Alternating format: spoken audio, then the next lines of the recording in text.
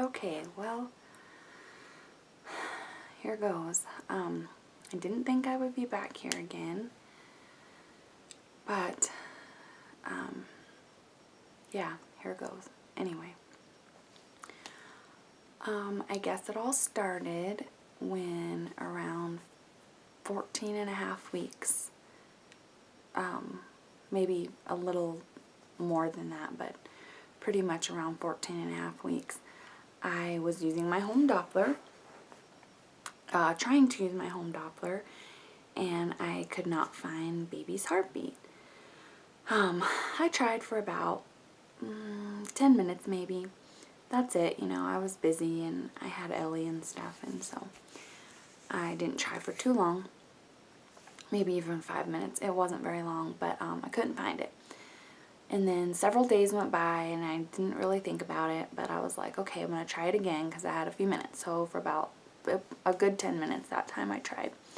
Still couldn't find anything. So at that point, I felt a little bit worried because, you know, just with my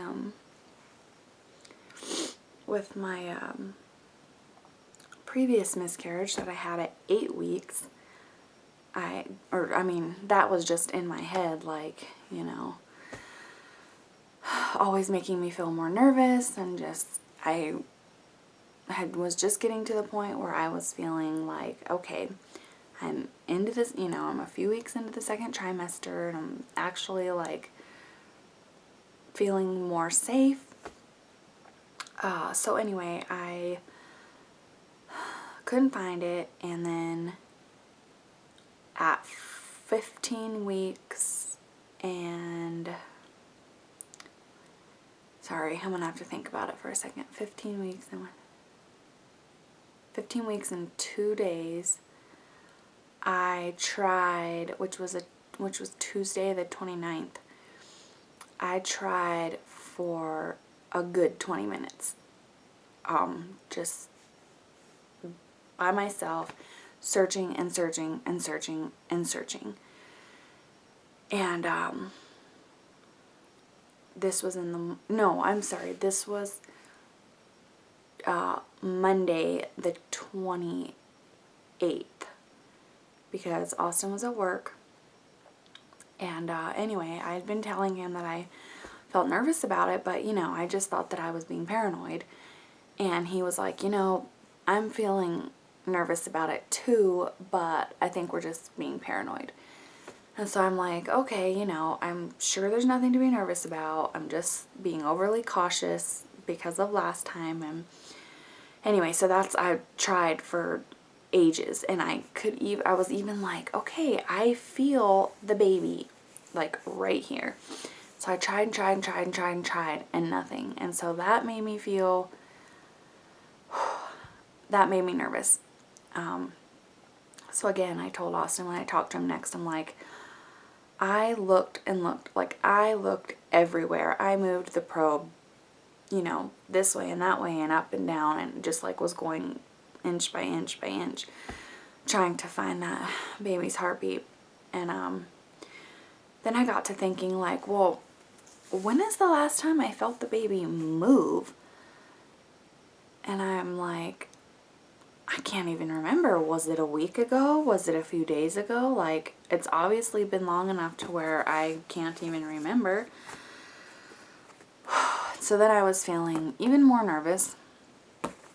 And then one of the girls, it just so happened, well, I had posted on my due date group on Facebook, I was like, has anybody not been able to find the heartbeat recently, when they've been finding it for, you know, weeks now? And a couple people were like, oh, you know, I went a few days without being able to find it, but then I found it again and everything was fine. Well, another girl had not felt movement in a few days since she had been really sick. But so hers was just kind of opposite of mine. Like, she hadn't felt movement and then tried to find the heartbeat and couldn't find the heartbeat, but it was just once. So she had mentioned that she had called her doctor, and they were just like, oh, just come in for a quick heartbeat check. It's no problem. So I was like, you know, I hadn't even thought about that. I probably should have thought about that, but I haven't even thought about that. And so maybe that would be a good idea. So I was at Walmart, and I was on my way to Walmart, and I just went ahead and called and left a message for the nurse and asked, you know, just told him what was going on. And anyway, she called me back while I was at Walmart and was like, so now what's going on? The message is kind of fuzzy. And so I told her, you know, just the exact same story. And I said, I mean, I realize like 15.5 weeks is early to even be feeling movement for the first time. I said, but I mean, I've definitely been feeling it for a couple weeks. Or, you know, I started feeling it a couple weeks ago. And so she was like, you know what, if you can make it in tonight, because it was 4 o'clock and they close at 4:30. She was like, if you can make it in tonight, just come on in and we'll just do a quick heartbeat check. You know, it's no problem. So I'm like, okay. So I busted through Walmart. I checked out. I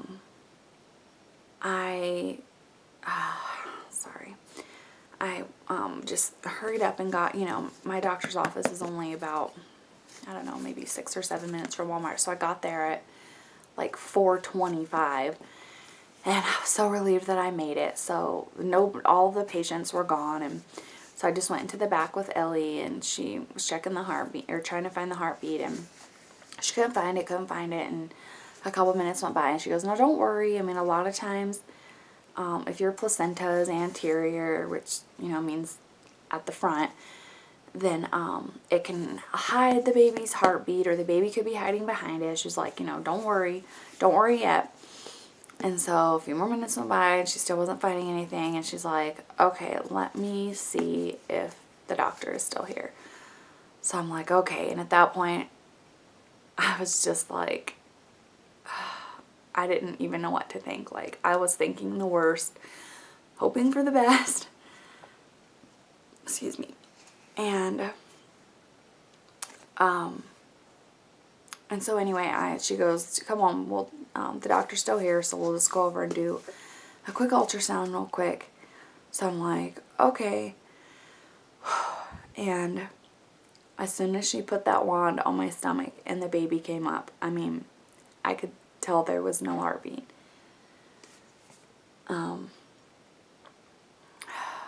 And so I feel like my mind completely went numb at that instant.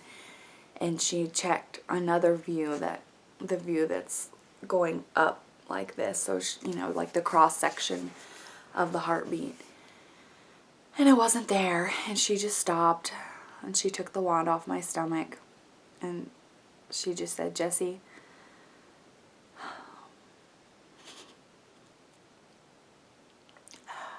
she said, Jessie, there's no heartbeat.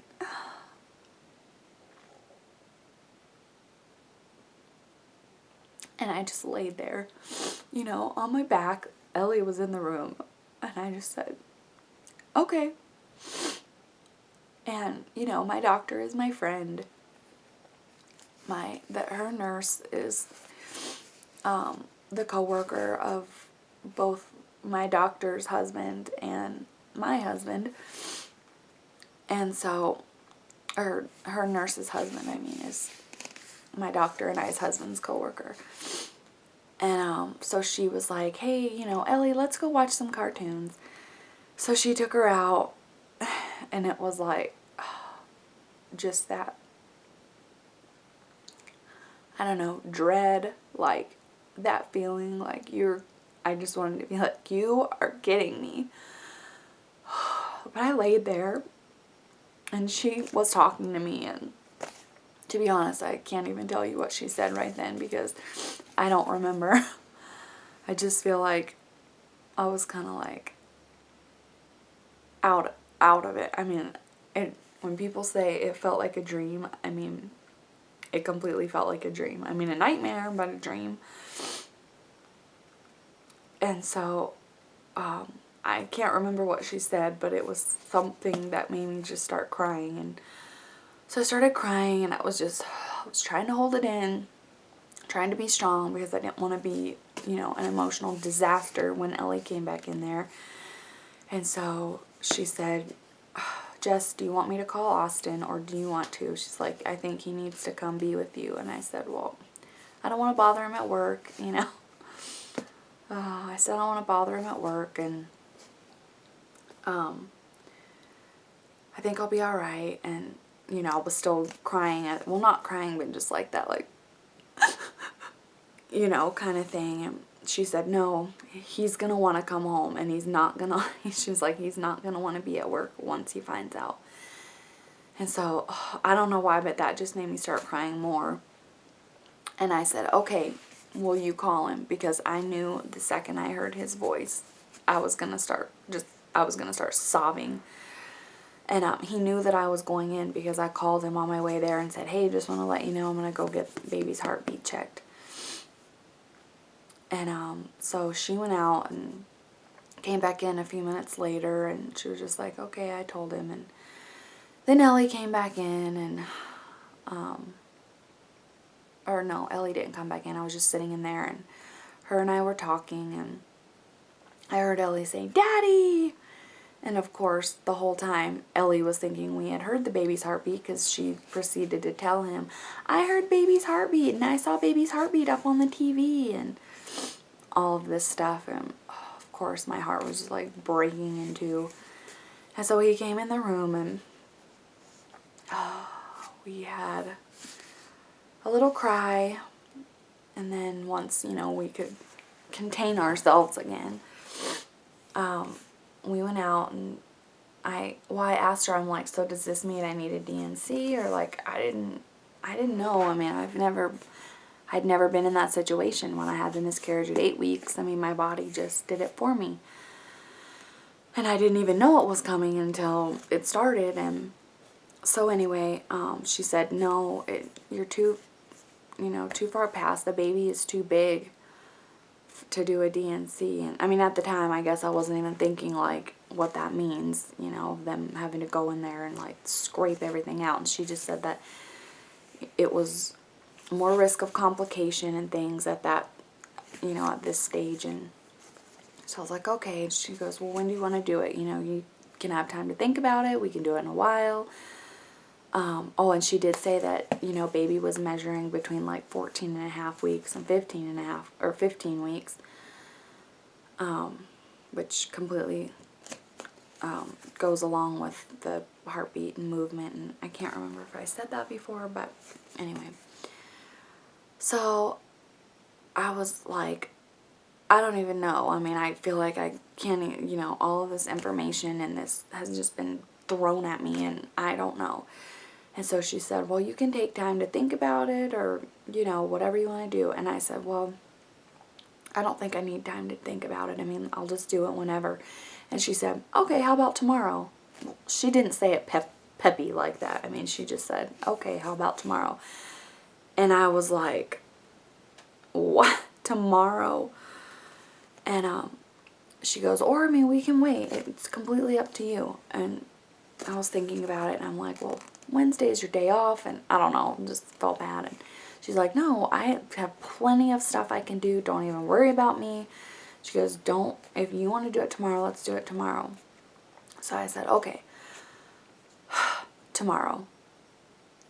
And then that was it. Then we left and went home, and, well, no, Austin had driven there, so I had to drive myself home. And I called my mom, who lives about an hour and a half from us, and I told her, I mean, I couldn't even make it through, like, Mom. I was like, Mom! And so, you know, of course she, well, rightly so, I mean, she thought something horrible had happened, and I told her, and she was just like, Jessie. So I literally, like, sobbed hysterically the whole way home. I mean, it was dangerous. I'm not gonna lie. I felt like I couldn't see. I had my glasses on, and they were just smeared with dried and wet tears. And it's that kind of, it felt like that experience, like one of those experiences where you're so upset, like the only thing you can do is like and I didn't know how else to react, and I felt like I was gonna pass out, like I was experiencing shock, like the blood loss kind of shock. And I just, you know, where you feel like you're shaking, but you're not really. And anyway, so that night I went home, and you know, I mean, of course, Austin and I were just beside ourselves because, like I said, you're supposed to be safe once you reach the second trimester. I mean, I know things always go wrong, but I guess you just never think it will happen to you. So anyway, I had to go in at 9 the next morning, and I had no idea what to expect. Oh, so going to the hospital to be induced. I had no idea what to expect. I mean, I'd been induced with Ellie, but I didn't know if they were going to do it the same way or if it was the same protocol or what. So I went in, and thankfully my friend is a labor and delivery nurse, and she wasn't supposed to be working that day, but my sister, she's best friends with my sister, and so my sister called her and was like, told her what had happened and asked her if she was working, and she said no, but I want to be there. So, I mean, bless her heart, I was looking back on it, like, I'm so thankful she did that for me, because I couldn't even imagine, like, just having some random stranger in there with me. I mean, she was such a comfort and a help, and I'm so glad she did that. But anyway, so she met us there at 9, and I went into the room, changed clothes, you know, just like, you know, you're going in to have a baby, you know, except for you don't get the positive baby at the end, or you don't get the baby at the end. So anyway, I went in, did all that stuff. My doctor came in, and I love her. I mean, if we weren't friends already, I would still love her because she's incredible. But, I mean, she hugged me and cried with me, and anyway, it was nice to have that, you know, and have your friend also be doing all that. But so they gave me the Cytotec at 10 o'clock, and I got like a little bit of cramping with that, and then another dose at 2, and I got a lot with that. Oh, in the meantime, like, my mom and dad were there, and my sister was there, and my sister-in-law was there, and my nephew.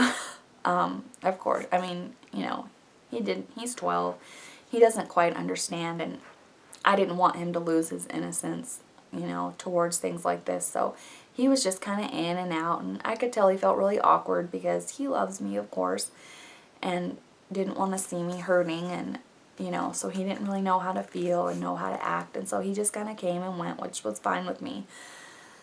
And so, oh, and my pastor came, and my pastor's wife, and my mother-in-law, and anyway, so they were all there, and my pastor and them just came and left, but everybody else stayed pretty much the whole time. And, well, actually, my mother-in-law was watching Ellie, but she came up for a little bit when my sister-in-law went and just kind of transferred out for her. And anyway, sorry, this is going to be so long. So yeah, the first dose at 10 was just like a little bit of mild cramping, and then the next dose at 2 was, I mean, it made it like pretty uncomfortable. Like, if it had just been period cramps, I would be like, oh, this is miserable. But, you know, I mean, I realized it was just going to get worse. And then I got the next dose at 6, and that's when it was a lot.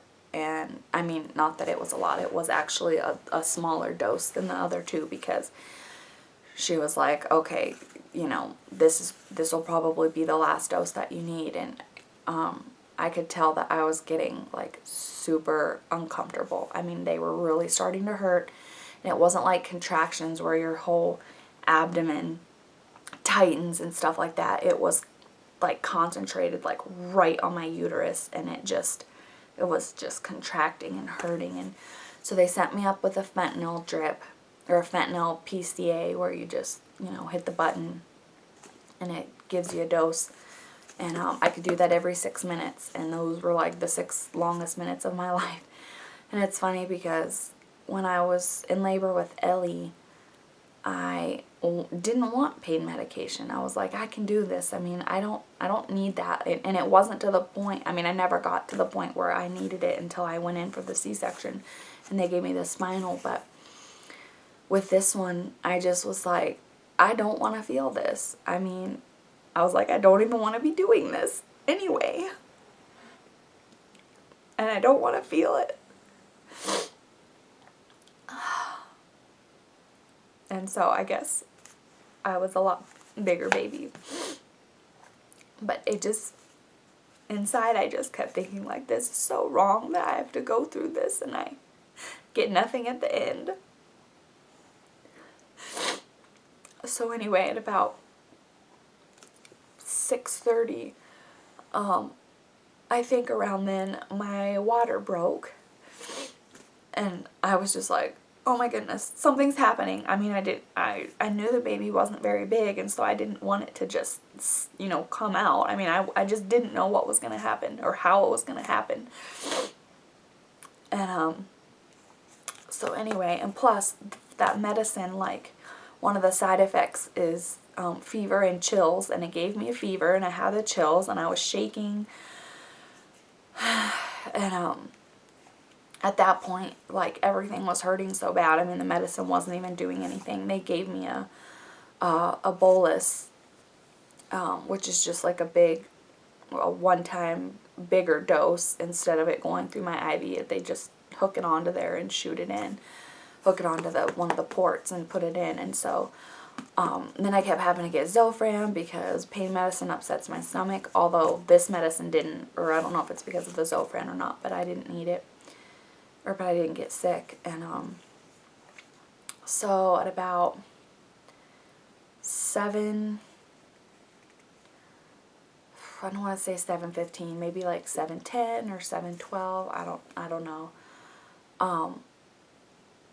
She checked me because, like, a lot, you know, there was a lot of fluid coming out, and it was just hurting a lot. And so she was like, okay, it's time. And before, I had thought, like, oh, I don't want anybody in there, and I just want it to be me and Austin because it's, you know, it's private, and I don't want anybody to see me, and that's what I just kept thinking. But at the time, it was just my mom and my sister-in-law and Austin and my sister. And my doctor was like, okay, you know, do you want people to go out? And I said, well, does anybody want to go out? And I just was, you know, Austin made a great point. He goes, you know, everybody's been here this whole time. So I just, you know, if Jesse doesn't care, then I think everybody should just stay because, you know, we've all spent the day in here doing this together. And I was like, you know, you're right. I mean, they've been here with us through everything. So, I mean, it's not right to make them go out now. And at that point, I felt like I really wanted them in there. And they just all stood, you know, back in my head. And so,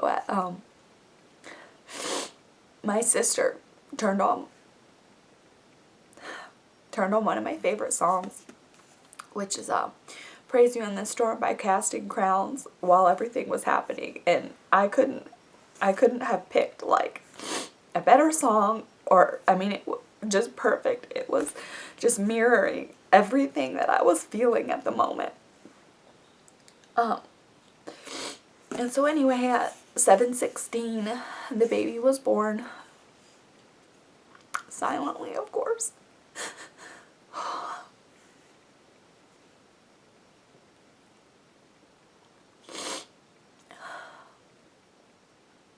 And the doctor told me, she said, no, Jessie, there's some structural problems. And she told me what they were. And I was like, okay. And then, you know, she's like, okay, we have to deliver the placenta now. And so she tried and was trying to get that out. And I knew, like, I just kept praying, like, God, please let it come out on its own. Because if it doesn't, then you have to go to the ER. And they put you under general anesthetic. Or not the ER, the OR. And they put you under general anesthetic. And they have to, you know, do a DNC. And she had said that with premature births, it's, like, really premature. It's harder to get the placenta out because it's so adhered in there. Because, I mean, obviously it's not ready to come out. And so she tried, and it took about 10 minutes, and she had to use these, like, clamps, and I don't want to say it hurt because it wasn't a pain. It was the weirdest, like, I mean, I could feel her pulling on it from the inside, and she had to keep pushing on my stomach, like where my uterus was, trying to, that part actually did hurt, her pushing on my stomach. But, and finally it did come out on its own, and I was just like, oh, thank you, God. And I wasn't crying because I was trying to be strong for everybody that was in there, especially Austin, because I knew if I lost it, like, it wasn't coming back. Like, if those floodgates opened, they weren't gonna close anytime soon. And I just kept looking at my mom and looking at my sister and my sister-in-law, who were all crying, and I just thought, like, okay, I need to be the strong one here. And so she asked me if I wanted to see the baby, and I was just like, I'm not right now. Like, I mean, I want to, but I said I just can't right now. And so I think one of the hardest parts was when she said, and Jesse, it looks like it's a little boy. And I don't know why, like, it just made everything seem worse, because we had all been, like, deep inside, I felt like it was a boy, but my doctor thought it was a girl. Austin thought it was a girl. Almost everybody thought it was a girl. And so I was just shocked, because, and I didn't think I cared either way. But when she said that, I was just like, I wanted a little boy. Like, that's what I kept dreaming about. That's what I kept feeling it was. And so, anyway, she finished up and put him in the little tray thing. And, you know, she was like, okay, I'm going to give you some time alone. So she went out, and everybody was like, well, Jesse, do you want to hold him? And I don't know why, but I just could not right then. I'm like, I was afraid to look at him.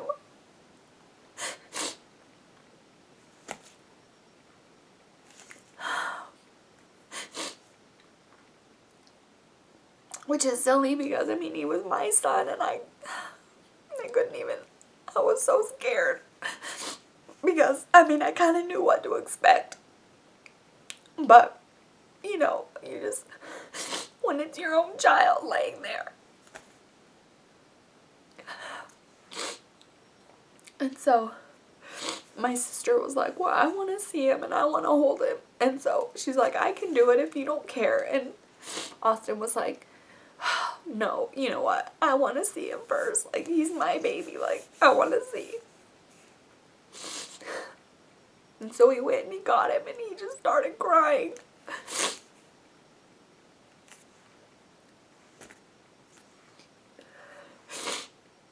And then he held him, and he brought him over to me, and I held him, and, you know, his face was perfect, and his little arms and feet and hands.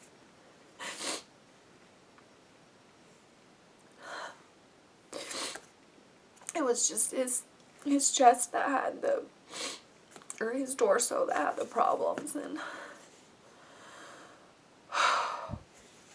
anyway, so we held him, and we all had, you know, like, I held him, and my mom held him, and my sister-in-law. And by that point, my mother-in-law had come, because my father-in-law was back from work, and so he stayed there with Ellie, and he just said he couldn't deal with it, which he's just, I don't fault him for that. He's just that kind of person, like, that can't handle situations like that. He feels awkward because he doesn't know what to say, when really, you know, he's crushed on the inside. And so she came up there, and she held him, and then my niece came up there. My dad came back, and when my dad came back from church, we had him do a little ceremony for the baby. That was rough. Just to see, like, my mom and my dad crying, and my husband, and just everyone. And, you know, the people that you love most in the world are just heartbroken. And it felt good to see everybody care so much. But then it was killing me, because I couldn't stand that they were all hurting. So, after we had the service, Summer came in, the nurse, and she took him and they took pictures, not in the room, but she took him out and they took pictures and did handprints and footprints and made a little memory box and weighed him and measured him, and he weighed 0.8 ounces and was 4¼ inches long.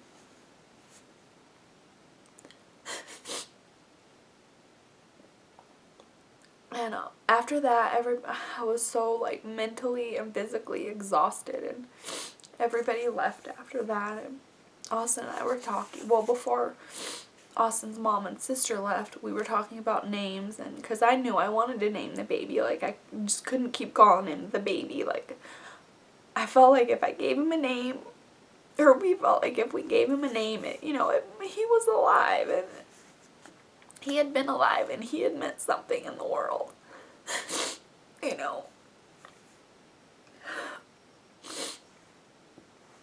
And anyway, my sister-in-law had mentioned that she had always loved the name Royce. That was Austin's grandpa's middle name, who had passed away about 5 years ago. And she had said, that's the name I always liked for if I had ever had a son. And I thought I kind of liked that, I didn't super think too much about it because, again, I just felt like I couldn't think. And so they left, and I was like, what do you want to name the baby, Austin? And so we both had a couple names in mind that we liked, and I said, well, so I don't feel bad, about picking what you pick and vice versa, then let's text each other the name that we like. And so he texts me Wyatt, and I text him William. And I said, we can go with Wyatt if you want. Like, he's always loved that name, and I like it too. When I was pregnant with Ellie, I really loved it, but then kind of had fallen out of love with it, although I still liked it. But my papa's name was William, and I loved him. I love him. He's been gone for almost 10 years, and I mean, there's not a day that I don't think about him. He meant that much to me and was just like the best. Him and my grandma. And so, William wasn't even, like, I had put it in the name that I liked, but I didn't think I'd ever use it. But I was like, that just seems so perfect. Because I loved him so much, and what a better way to honor him. So, we ended up naming him William Royce.